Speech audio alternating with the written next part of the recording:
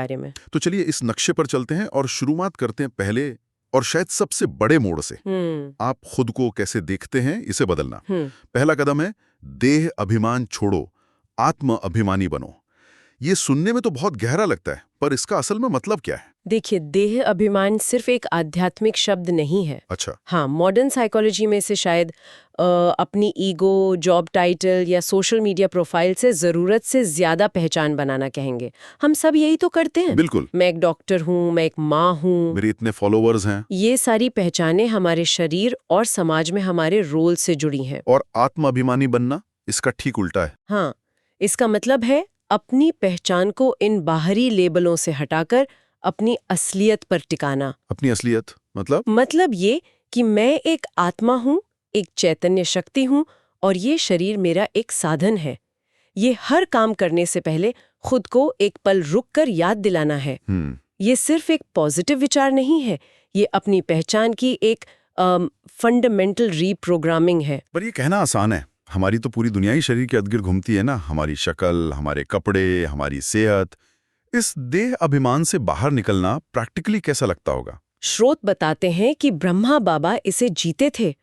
उनके लिए कोई थियरी नहीं थी। ओके। वो जब किसी से मिलते थे, चाहे वो बच्चा हो, बूढ़ा हो, अमीर हो या गरीब, उनकी नजर उस व्यक्ति के शरीर, कपड़ों या पद पर नहीं जाती थी। अच्छा। उनकी आत्मिक दृष्टि सीधे उस व्यक्ति के अंदर की आत्मा को देखती थी। वो उस आत्मा के असली गुणों को, शांति, प्रेम, पवित्रता को देखते थे। ये तो ऐसा है जैसे हम किसी के बाहरी पैकेजिंग को देखने के बजाय उसके अंदर के असली कंटेंट को देख रहे हो। बिल्कुल, आपने बहुत अच्छा शब्द इस्तेमाल किया, पैकेजिंग। और इसका उनके आसपास के माहौल पर क्या असर पड़ता होगा? जबरदस्त असर। आप सोचिए, जब आप किसी को एक दिव्य आत्मा के रूप में देखते हैं तो आपके मन में उसके लिए कोई जजमेंट, कोई भेदभाव आ ही नहीं सकता। सही बात है। ऊंच नीच, अपना पराया, ये सब भावनाएं खत्म हो जाती हैं। इसी वजह से उनके आसपास का माहौल हमेशा बहुत शुद्ध और पवित्र रहता था। हर किसी को बराबर का प्यार और सम्मान मिलता था, क्योंकि उनकी नजर में सब आत्माएं बराबर थीं। तो अगर ये बुनियादी सोच है कि खुद को और दूसरों को आत्मा के रूप में देखना है, तो अगला सवाल यही उठता है कि इससे आपका व्यवहार असल में कैसे बदलता है? हाँ। स्रोत इस सोच से पैदा होने वाले दो ऐसे गुणों पर जूम इन करते हैं जो लगभग सुपर ह्यूमन लगते हैं। कौन से दो? अथक सेवा करने की क्षमता और जीरो ईगो। हाँ, और अमोल की बात यह है कि ये दोनों एक दूसरे से जुड़े हुए हैं। छठा कदम है आलस्य और अलबेलेपन से अतीत। स्रोत बताते हैं कि बाबा अपनी वृद्धावस्था में भी दिन रात सेवा में लगे रहते थे, लेकिन उनके चेहरे पर कभी थकान की एक लकीर तक नहीं दिखती थी। यहीं पर आके मेरा दिमाग थोड़ा घूम जाता है। ये कॉन्सेप्ट सुनने में अच्छा लगता है, लेकिन असलियत में तो शरीर थकता है। बिल्कुल थकता है। तो क्या इसका मतलब यह है कि वो सोते नहीं थे या बस शिकायत नहीं करते थे? एक आम मंगलवार की दोपहर को अथक होना कैसा दिखता है? ये सवाल बहुत अच्छा है। ये बायोलॉजी को नकारने के बारे में नहीं है। शरीर को आराम की जरूरत तो होती ही है। राइट। लेकिन यहाँ बात शारीरिक ऊर्जा से ज्यादा मानसिक और आत्मिक ऊर्जा की है। देखिए, हमारी ज्यादातर एनर्जी कहाँ बर्बाद होती है? कहाँ? चिंता में, तनाव में, दूसरों के बारे में सोचने में, उसने ऐसा क्यों कहा, मेरा काम कैसा लग रहा है, इस सब में। अच्छा, तो ये एक तरह से पर्सनल एनर्जी को देखने का नजरिया ही बदल देता है।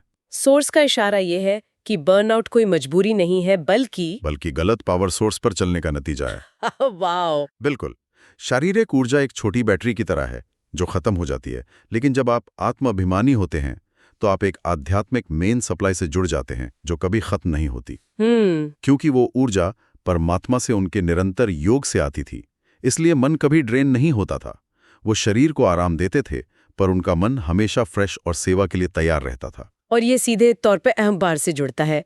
7वां कदम है मैंपन का संपूर्ण त्याग। हाँ, स्रोत में एक बहुत ही जबरदस्त लाइन है, त्याग तो अनेक बच्चों ने किया, परंतु वर्णन तो दूर, बाबा को तो अपने त्याग का एहसास नहीं था। यही उनकी अथक सेवा का रहस्य था। जब मैंने किया का भाव ही नहीं है तो उस काम का बोझ भी नहीं होता। कुछ हासिल करने की इच्छा ही खत्म हो जाने का खतरा नहीं है? ये एक क्लासिक विरोधाभास है, लेकिन स्रोत बताते हैं कि यहाँ एक ईंधन को दूसरे से बदला जा रहा है। अच्छा। पर्सनल क्रेडिट से मिलने वाले मोटिवेशन की जगह सेवा अपने आप में एक मोटिवेशन बन जाती है। मैं की जगह ये भाव आ जाता है कि ये काम मेरे द्वारा होना है। जब आप माध्यम होते हैं तो शक्ति स्रोत से आती है, आपसे नहीं। इसलिए ना तो थकान होती है और ना ही अहंकार का बोझ। आप बस निश्चिंत और अडोल होकर अपना काम करते हैं। ये जीरो ईगो वाली बात उनकी एक और खूबी से जुड़ती है जो स्रोतों में बार बार आती है, उनकी सादगी। हाँ, वो एक बहुत ही साधारण टिन की छत वाले कमरे में रहते थे। हाँ, 12वां कदम सादगी और सद्व्यवहार पर जोर देता है। आज की दुनिया में जहाँ पर्सनल ब्रांडिंग और आलीशान ऑफिस ही सफलता का पैमाना माने जाते हैं, वहाँ ये एक बहुत शक्तिशाली संदेश है। बिल्कुल। स्रोत उनके कमरे का वर्णन करते हैं। पुराना सा फर्नीचर, टिन की छत, दीवारों पर सफेद चूना, कोई फैंसी डेकोरेशन नहीं। लेकिन उसी कमरे को मधुबन तपोवन यानी एक पवित्र भूमि कहा गया है। हाँ, तो शक्ति उस जगह में नहीं, उस व्यक्ति में थी। बिल्कुल। वो कमरा तपोवन इसलिए बना क्योंकि वहाँ सादगी के साथ बाबा का मधुर व्यवहार, मीठे बोल और मीठी मुस्कान थी। किसी महंगी सजावट की वजह से नहीं, उस छोटे से कमरे से उन्होंने पूरी दुनिया को बदलने का विजन दिया। इस सादगी के साथ साथ उनमें एक गहराई भी थी। 11वां कदम है सागर समान गंभीरता। ये मुझे बहुत दिलचस्प लगा। ये सादगी और गहराई का एक अद्भुत संगम है। वो अक्सर कराची में समंदर किनारे बैठकर बच्चों को इसका उदाहरण देते थे। अच्छा। वो कहते थे कि देखो, लोग समंदर में कितना कचरा फेंकते हैं, लेकिन समंदर उसे अपने अंदर नहीं रखता, वो लहरों के साथ उसे किनारे पर फेंक देता है। ये तो मन के लिए एक बहुत पावरफुल मेंटल मॉडल है, एक तरह का मेंटल फिल्टरिंग सिस्टम। हाँ, वो यही सिखाते थे कि योगी का मन भी ऐसा ही होना चाहिए। कोई भी नकारात्मक बात, किसी की कही हुई बुरी बात, कोई व्यर्थ संकल्प, उसे अंदर रखना ही नहीं है। उसे अंदर रखना ही नहीं है। उसे तुरंत बाहर निकाल दो। और फिर वो समंदर का दूसरा पहलू दिखाते थे। वो क्या? कि देखो, समंदर ऊपर से कितना भी लहरों वाला और अशांत दिखे, लेकिन अपनी गहराई में वो शांत होता है। वो हमेशा शांत और स्थिर होता है। वैसे ही बाहरी परिस्थितियों में चाहे कितनी भी हलचल हो, कोई भी चुनौती आए, योगी को अंदर से एकदम शांत और धैर्यवान रहना चाहिए। कमाल है। तो ये एक ही रूपक में दो बातें हैं, मन की सफाई और आंतरिक स्थिरता। तो हमारे पास एक शांत, सरल और स्थिर मन है। अब ये देखते हैं कि ये आंतरिक स्थिति लोगों के साथ उनके व्यवहार में कैसे दिखती थी। स्रोत ज्ञान और प्रेम के अद्भुत मेल की बात करते हैं, जो 16वां कदम है। हाँ, और ये बहुत जरूरी है। अक्सर हम देखते हैं कि जो बहुत ज्ञानी होते हैं वो थोड़े रूखे या कठोर हो सकते हैं। सही बात है। और जो बहुत प्रेम करने वाले होते हैं वो कई बार मोह में पड़कर सही गलत का फर्क नहीं कर पाते। तो ज्ञान कठोर हो सकता है और प्रेम अंधा। उन्होंने इन दोनों को कैसे मिलाया? उनके लिए ज्ञान सिर्फ बौद्धिक जानकारी नहीं था और प्रेम सिर्फ एक भावना नहीं। जब वो ज्ञान की कोई गहरी बात समझाते थे तो उनके बोल प्रेम से सने होते थे, ताकि सामने वाले को वो चुभे नहीं बल्कि स्वीकार हो। अच्छा। और जब वो किसी पर प्रेम लुटाते थे तो वो हमेशा ज्ञान की मर्यादा पर आधारित होता था। दोनों का लक्ष्य एक ही था। क्या था? सामने वाली आत्मा को उसकी कमजोरियों से ऊपर उठाकर उसे पवित्र और योगी बनाना। वो ज्ञान से आत्मा की आंखें खोलते थे और प्रेम से उसे उस रास्ते पर चलने की शक्ति देते थे। और दूसरों को सशक्त बनाने की ये कला, स्रोत बताते हैं कि ये उनकी एक खासियत थी। किसी के अवगुण नहीं बल्कि सिर्फ गुण देखना। ये कहना बहुत आसान है, पर करना उतना ही मुश्किल। ये उनकी सबसे बड़ी शक्तियों में से एक थी। तीसरा कदम कहता है, हर एक के गुणों को देख उन्हें सेवा में लगाना। एक जौहरी की तरह। बिल्कुल, उनकी नजर एक जौहरी की तरह थी, जो पत्थर में भी हीरे की चमक देख लेता है। वो किसी की मौजूदा कमी को नहीं देखते थे, बल्कि उसके अंदर छिपी हुई विशेषता को देखते थे। अच्छा। और फिर उस गुण को पहचान कर उसे और निखार कर उसे सेवा में लगा देते थे। इसका कोई उदाहरण है स्रोतों में? कई हैं। 14वें कदम में बताया गया है कि उन्होंने वरदान देकर लोगों में योग्यताएं भरी। अच्छा, योग्यताएं भरी। हाँ, जिन्होंने कभी स्कूल कॉलेज की शक्ल नहीं देखी थी, उन्हें भी अपने ज्ञान और वरदानों से इतना कुशल बना दिया कि वो बड़े बड़े मैनेजमेंट के काम संभालने लगे। सच में? हाँ, किसी को भवन निर्माण का हुनर सिखा दिया तो किसी को अकाउंट्स का मास्टर बना दिया। वो लोगों को सिर्फ काम नहीं देते थे, वो लोगों में योग्यताएं भरते थे। ये सब सुनकर ऐसा लगता है कि एक बहुत ही ऊंची अवस्था है, एक आदर्श है। कोई सुनने वाला जो अपनी रोजमर्रा की जिंदगी की चुनौतियों से जूझ रहा है, वो सोचेगा कि मैं ये सब कैसे करूं? बिल्कुल। क्या इसके लिए कोई प्रैक्टिकल फॉर्मूला है, कोई पहला कदम? हाँ, बिल्कुल है। और ये उनकी शिक्षा का सबसे सुंदर और व्यवहारिक हिस्सा है। स्रोत एक बहुत ही सरल सूत्र देते हैं, जिसे कोई भी अपना सकता है। वो क्या है? वो सूत्र है सुबह स्मृति, दिन में अभ्यास, रात को चेकिंग। चलिए इसे थोड़ा खोलते हैं। सुबह स्मृति, ये किसी तरह का मॉर्निंग रिचुअल है, दिन के लिए एक इंटेंशन सेट करने जैसा? बिल्कुल। दिन की शुरुआत इस सबसे शक्तिशाली विचार से करें कि मैं कौन हूँ। मैं ये शरीर नहीं, मैं एक शांत, पवित्र, शक्तिशाली आत्मा हूँ और मैं परमपिता परमात्मा की संतान हूँ। ये 5 मिनट की स्मृति आपके पूरे दिन की चेतना का आधार तय कर देती है। ये आपके दिन का जीपीएस सेट करने जैसा है। एकदम सही कहा। ठीक है, जीपीएस सेट हो गया। फिर आता है दिन में अभ्यास। मुझे लगता है सबसे मुश्किल हिस्सा यही है। हाँ। जब आप ट्रैफिक में फंसे हों या किसी मुश्किल मीटिंग में हो। हाँ, और इसीलिए इसे अभ्यास कहा गया है। ये कोई अलग से बैठकर करने वाली साधना नहीं है, बल्कि अपने हर काम, हर बातचीत में इसे शामिल करना है। अच्छा। किसी से बात करते हुए मीठा बोलने का अभ्यास, किसी की गलती देखने के बजाय उसके गुण को याद करने का अभ्यास, कोई मुश्किल आने पर घबराने की जगह शांत रहने का अभ्यास। ये कर्म योग है। काम करते हुए योग करना। बिल्कुल। और फिर दिन के अंत में रात को चेकिंग। ये किसी डायरी लिखने या दिन को रिव्यू करने जैसा लगता है। लेकिन मुझे लगता है कि यहाँ पर खुद को जज करने और दोषी महसूस करने का खतरा हो सकता है। आपने बहुत सही पॉइंट पकड़ा। ये चेकिंग खुद को दोषी महसूस कराने के लिए नहीं है। ये एक प्यार भरा आत्मविश्लेषण है। ओके। एक चार्ट बनाने जैसा। आज मैंने मीठा बोलने का कितना अभ्यास किया? 10 में से 8 बार। बहुत अच्छा। आज मैंने शांत रहने का कितना अभ्यास किया? 10 में से 5 बार। कोई बात नहीं। कोई बात नहीं, कल मैं 6 बार करने की कोशिश करूंगी। ये खुद को बेहतर बनाने की एक निरंतर प्रक्रिया है, खुद को सजा देने की नहीं। तो ब्रह्मा बाबा का दिखाया मार्ग किसी बड़े कर्मकांड या जटिल साधनाओं का नहीं, बल्कि निरंतर आंतरिक अभ्यास और आत्म परिवर्तन का है। हाँ। ये देह भाव से आत्मा भाव में स्थित होने, अहंकार को मिटाने और ज्ञान प्रेम से भरपूर होकर सेवा करने का एक सीधा सरल रास्ता है। फॉलो फादर का विचार इसी का एक प्रैक्टिकल ब्लूप्रिंट है। और यहीं पर आज की चर्चा एक महत्वपूर्ण सवाल छोड़ जाती है कि आज ब्रह्मा बाबा के इन 18 कदमों में से वो कौन सा एक कदम है जिसे मैं अपने पुरुषार्थ का, अपनी कोशिशों का आधार बना सकता हूँ। मैं अपने दिन प्रतिदिन के व्यवहार में सागर समान गंभीरता कैसे ला सकता हूँ? या मैंपन का त्याग करने के लिए आज मैं कौन सा एक छोटा व्यवहारिक कदम उठा सकता हूँ? बहुत गहरा चिंतन है ये। चलिए इसी शक्तिशाली विचार के साथ आज की चर्चा को समाप्त करते हैं। मैं आत्मा, ब्रह्मा बाप समान, संपूर्ण और संपन्न फरिश्ता हूँ। मेरे हर संकल्प, बोल और कर्म से विश्व का कल्याण होता है। ओम शांति। ओम शांति। यही है तमन्ना, बने बाबा तुम सा, चले साथ घर को, घड़ी ऐसी आए।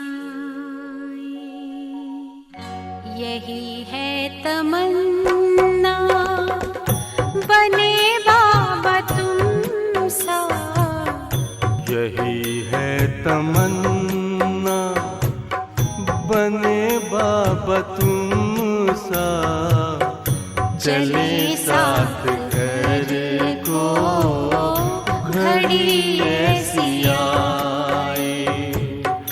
हमें तो वतन की बहुत याद आए, हमें तो वतन की बहुत याद आए।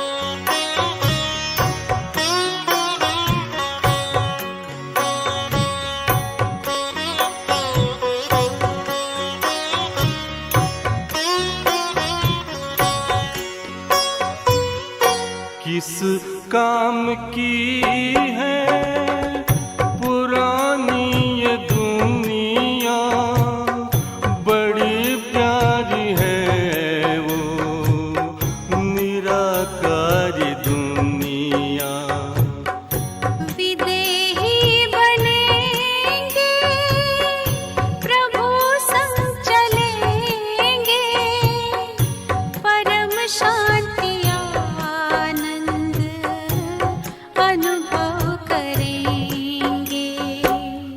देखो इशारों से कोई बुलाए, देखो इशारों से कोई बुलाए, हमें तो वतन की बहुत याद आए। हमें तो वतन की बहुत याद आए।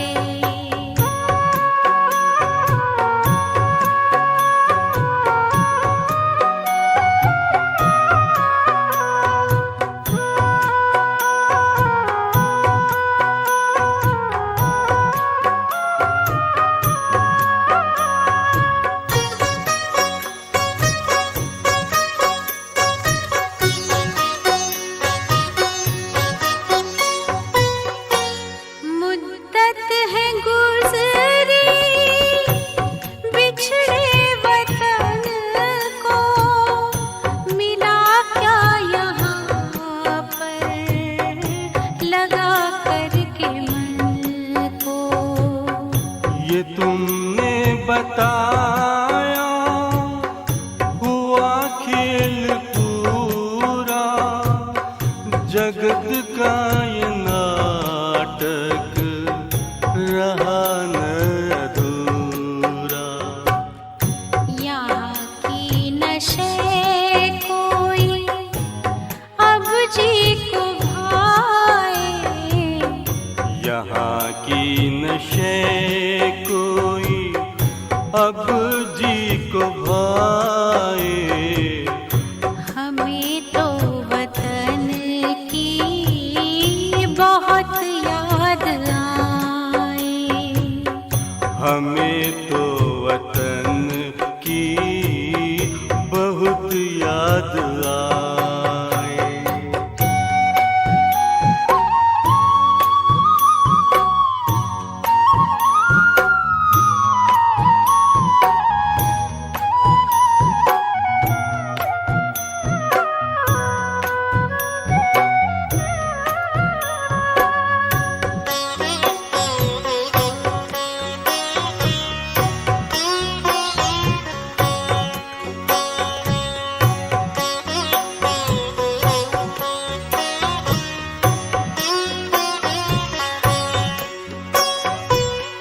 यादों में बाबा तेरे मन मगन हो, भूला हो संसार, भूला ये तन हो।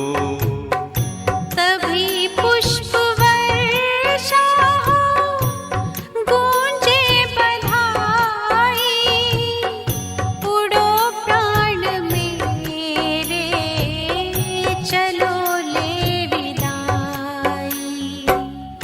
फरिश्तों की महफिल है आंखें बिछाए, फरिश्तों की महफिल है आंखें बिछाए।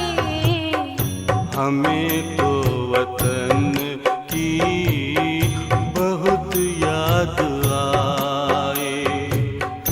हमें तो वतन की बहुत याद आए। यही है तमन्ना बने बाबा तुम सा, यही है तमन्ना बने बाबा तुम सा। चले साथ घर को घड़ी ऐसी आए, हमें तो वतन की बहुत याद आए। हमें तो वतन की बहुत याद